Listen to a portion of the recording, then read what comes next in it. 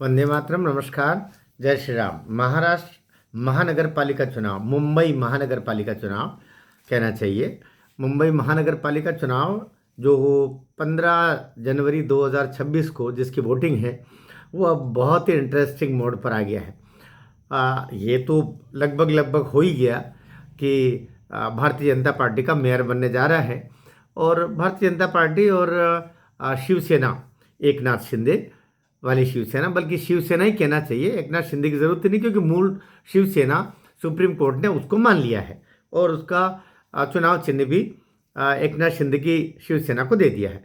तो शिवसेना और भारतीय जनता पार्टी का जो गठबंधन है ये स्पष्ट बहुमत ही नहीं बल्कि मोर देन कंफर्टेबल मेजोरिटी ये आ रहा है। इसमें कोई दो मत नहीं। लगभग 68 सीटें तो ये लोग निर्विरोध ही जीत चुके हैं। उसमें 44 सीट भारतीय जनता पार्टी की है, 22 सीट एक नाथ शिंदे जी वाली शिवसेना के हैं और 2-1 सीटें भागते दौड़ते जो एनसीपी भतीजे का संगठन है उसको भी है। इस तरीके से 68 तो इस गठबंधन को मिल ही गए हैं। तो अब ये 227 में से जो करीब 113-114 सीट चाहिए, वो तो 68 आ ही गया है और बाकी बड़े कंफर्टेबल तरीके से आ जाएंगे। इसमें कोई दो मत नहीं रहा। संभावना ये है कि लगभग 227 में से ये 170-180 के बीच में दोनों गठबंधन ला सकते हैं। 137 पर भारतीय जनता पार्टी के उम्मीदवार खड़े हुए हैं और 90 पर एक नाथ शिंदे की पार्टी, इन दोनों के बीच में ही है। बीच में यद्यपि एनसीपी जो भतीजे की है उसको भी कुछ सीटें दिए, 10-11 इस तरह मिला करके ये सारा कुनबा इकट्ठा हुआ है। मैं कुनबा शब्द ही बोलूँगा क्योंकि कुल मिला के गठबंधन करना कुनबा ही होता है। अब बात कर रहे हैं हम कि अब चुनाव में हो क्या रहा है। देवेंद्र फडणवीस सुपर बॉस बनकर के आ गए हैं। देखिए कहते हैं युद्ध प्रेम में सब कुछ जायज़ है। अब कहा जाता है युद्ध प्रेम और राजनीति में सब कुछ जायज़ है। अब वो हरिश्चंद्र की तरह राजनीति के दिन फिर गए।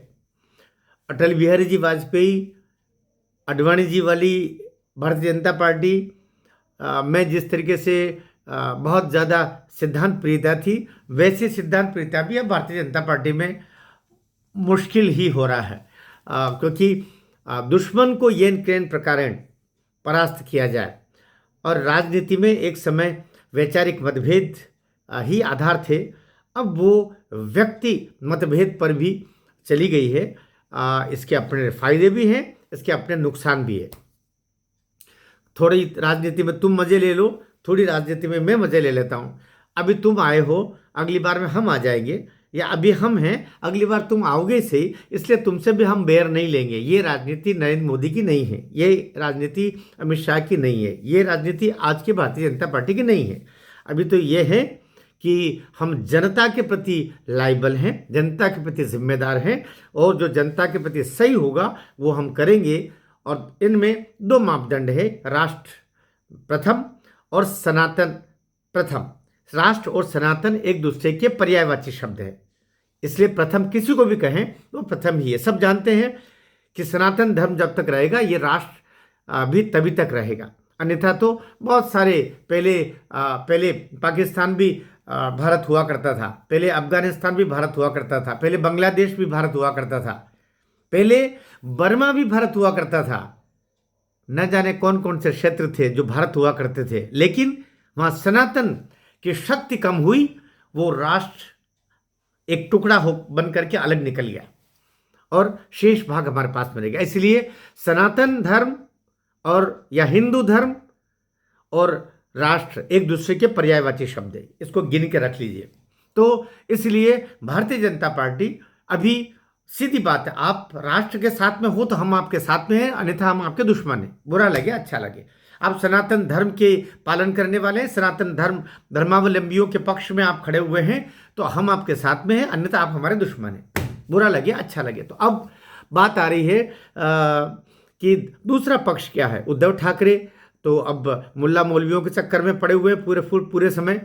वो जिस तरह से मुल्ला मुलायम सिंह थे, इसलिए ठीक उसी तरीके से अभी महाराष्ट्र में उद्धव ठाकरे लोग उनको कहने लगे हैं। और उनका बालक तो खैर भ्रष्ट है पूरा, वो तो दिशा सालियान और सुशांत सिंह राजपूत के केस में वैसे उसको फांसी पर लटकाया जाना है, और उसके साथ साथ उद्धव ठाकरे भी लटकेंगे। अभी 13 तारीख को सुशांत सिंह राजपूत की फाइल जो पुनः खुली है, उसमें सब लपेटे में पटना कोर्ट सीबीआई कोर्ट में जाएंगे, बाप बेटे सभी, और साथ में दूसरी पलटन भी जाएगी। और ठीक यही बात इसका जो दिशा सालियान के केस 20 जनवरी को है, ये सब लपेटे में। ये तो तारीखें बढ़वा रहे हैं, और तारीखें वही बढ़वाता है जो अपराधी होता है, जो जानता है कि मुझे सजा तो होगी ही, इस सजा को कितना प्रोलॉन्ग करूं तक करवा दूं, ये तो होगा। अभी की रिसेंट ये है कि चुनाव प्रचार के दौरान एक चीज़ और आपको याद दिला रहा हूं, ये तो भाई राज ठाकरे है जो दर्द को, अपमान को, अपनी उपेक्षा को भूल सकता है। जिस राज ठाकरे को मातोश्री से बुरी तरह निकाल दिया था, उन्हीं के समय पर उत्तराधिकारी के मामले में बाला साहब ठाकरे ने कहा था कि नहीं, मेरा उत्तराधिकारी तो उद्धव होगा। ठीक उस समय ये बालक बाहर निकला था, अपमान के कड़वे घूंट को पी करके। फिर अभी बेचारा मनसे के 4-5 विधायक कभी हुआ करता था, अब एक भी नहीं, ना उसका सांसद है, विधायक बर्बाद हो गया। बस वो ये है कि थोड़ा बहुत उसको इधर उधर कहीं दबंगता के नाते थोड़े कोई गुंडागिर्दी कह लो, जो भी कह लो, उस नाते थोड़ा बहुत कहीं से लिफाफे टोकन पैसा मिलता होगा, तो क्या है उसके पास। राजनीतिक हैसियत राज ठाकरे की कुछ भी नहीं बची, ये सत्य है। अब जो है हम देखते हैं कि स्थितियाँ जो बनेगी वो ये कि क्या होगा।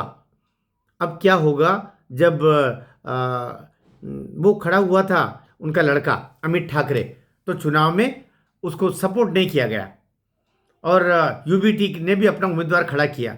परिणाम क्या हुआ, अमित ठाकरे हार गया। उस कड़वे घूंट को भी राज ठाकरे पी गया है।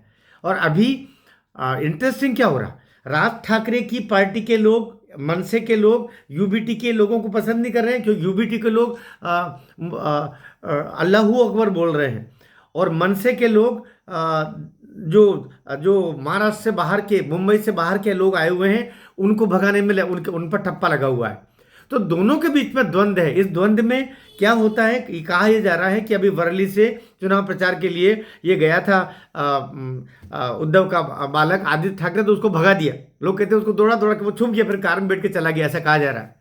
तो हालत ऐसी हो गई, वर्ली जहां से आदित्य ठाकरे विधायक हुआ करता है, वहां से उसको भागना पड़ा है महानगर पालिका चुनाव में। अब परिस्थितियां कैसी है, केवल इसी बात से आपको अंदाजा लग जाएगा। लेकिन जो परिणाम आएंगे वो तो 15 तारीख को पता चलेगा। कि अभी तो वर्ली से कार में बैठ करके भागना पड़ा है, लोग पीछे पीछे दौड़े हैं, ये बताया जा रहा है। तो लेकिन अब महाराष्ट्र में नाम लेवा नहीं बचेगा कोई भी। उद्धव ठाकरे का, आदित्य ठाकरे का, मातोश्री का 15 तारीख की शाम को यह समापन समारोह है। हम आप सब उसके गवाह बनेंगे। आपको वीडियो में कुछ तथ्य सही लगे हों, बल्कि सभी तथ्य सही है मेरी ओर से, तो इसको शेयर कीजिएगा, बताइएगा लोगों को हकीकत में हो क्या रहा है। भारत माता की जय।